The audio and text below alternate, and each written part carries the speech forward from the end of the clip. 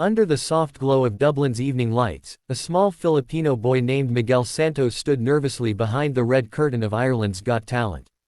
The crowd was loud, the stage enormous, and the air was charged with anticipation. To Miguel, this was a world far removed from the narrow streets of his small town in the Philippines, where he used to sing barefoot at local fiestas just to earn a few coins for his family. His mother worked endless hours in a small bakery, while his father, a tricycle driver, would often hum Elvis Presley tunes on their old radio, dreaming that one day his son would make it big. Music had always been their bond, their language of love and hope. When Miguel learned that Ireland's Got Talent was open for international auditions, he saved every peso he could, performing in small community shows, singing on sidewalks, and even serenading tourists who would sometimes drop a few euros in his guitar case.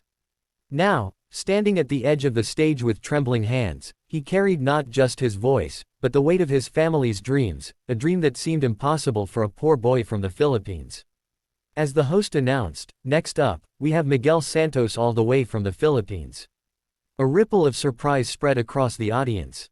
Miguel, small and shy in his oversized suit, stepped into the light. The judges glanced at one another, Simon Cowell included, with mild curiosity. The boy looked so young, so unsure, that even the camera panned in to capture his trembling lips. Simon leaned forward and asked with his usual sharp tone, "So, Miguel, what are you going to sing for us today?" The boy swallowed hard and whispered, "I'll be singing an Elvis Presley song, sir." The audience chuckled softly, some thought it was adorable, others doubted he could even pull it off. After all, Elvis wasn't just any singer, he was the king. To imitate him was a challenge even seasoned performers feared. But Miguel took a deep breath, looked at the crowd, and thought of his father. He remembered the sound of that old, crackling radio back home, the echo of his father's voice singing, "Can't Help Falling in Love," in their small wooden house. That memory gave him courage. As the first notes of the music began, silence swept across the hall, the kind of silence that holds both fear and magic in equal measure. When Miguel opened his mouth, the transformation was instantaneous. A deep, soulful sound poured out, smooth, rich, and astonishingly mature for a boy his age. The first line of "Can't Help Falling in Love" floated through the air like velvet, soft yet commanding.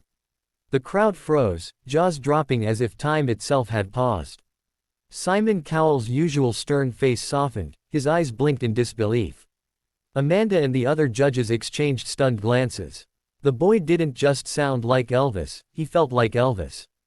Every note carried pain, love, and longing, wrapped in pure emotion. The audience leaned forward, captivated by the sincerity of his performance. Even the stage lighting seemed to dim as if the universe wanted nothing else to exist but that moment. In the front row, an elderly woman clasped her hands together, tears forming as she whispered, "That's the voice of an angel." Miguel closed his eyes, letting his soul lead the song. He didn't just sing the lyrics, he lived them. For those few minutes, the boy from the Philippines wasn't an underdog, he was a star reborn, channeling the spirit of Elvis Presley himself. As Miguel sang the final line, "Take my hand, take my whole life too," his voice cracked ever so slightly with emotion. The audience erupted in applause before the last note had even faded. Cameras zoomed in on Simon Cowell, and for perhaps the first time in the show's history, his eyes were glistening with tears. The man known for his harsh critiques was visibly moved, his lips trembling as he mouthed, "Incredible." The other judges stood in awe, clapping with tears streaming down their faces. The audience rose to their feet, shouting, cheering, and crying all at once. Miguel stood frozen, overwhelmed, not fully grasping what he had just done. Simon pressed the button on his desk, and with a thunderous burst of gold confetti raining down, the studio exploded in celebration, the golden buzzer moment that would change Miguel's life forever. Miguel fell to his knees, crying as the judges rushed toward him. Simon embraced him warmly and whispered something that millions would replay later on YouTube, "Your father would be so proud of you." That line broke the audience's hearts completely. In the days that followed, Miguel's story spread like wildfire across social media. News outlets around the world shared headlines, "Filipino boy brings Simon Cowell to tears on Ireland's Got Talent." Millions watched his performance online, calling it one of the most emotional moments in talent show history. Yet behind that golden moment lay years of struggle. Miguel had grown up in poverty, often skipping meals so his younger siblings could eat. His mother used to sew his stage outfits by hand, sometimes from old clothes donated by neighbors. He learned English by listening to Elvis songs over and over, mimicking every phrase, every tone. Music was his escape from hunger, from sadness, from the fear that life would never get better. When he got his audition notice, he didn't even have money for a plane ticket, but a group of kind strangers who had seen his street performances raised funds to send him to Ireland.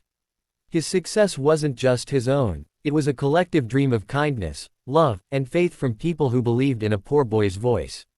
Months after his audition, Miguel went on to perform in the grand finale of Ireland's Got Talent, earning standing ovations every time he stepped on stage.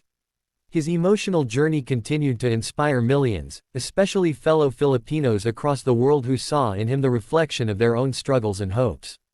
Simon Cowell later invited him to perform on Britain's Got Talent, The Champions, calling him one of the most naturally gifted young singers I've ever heard. Miguel's fame grew, but he never forgot where he came from. He used his prize money to build a small music school in his hometown, offering free lessons to underprivileged children who dreamed as he once did.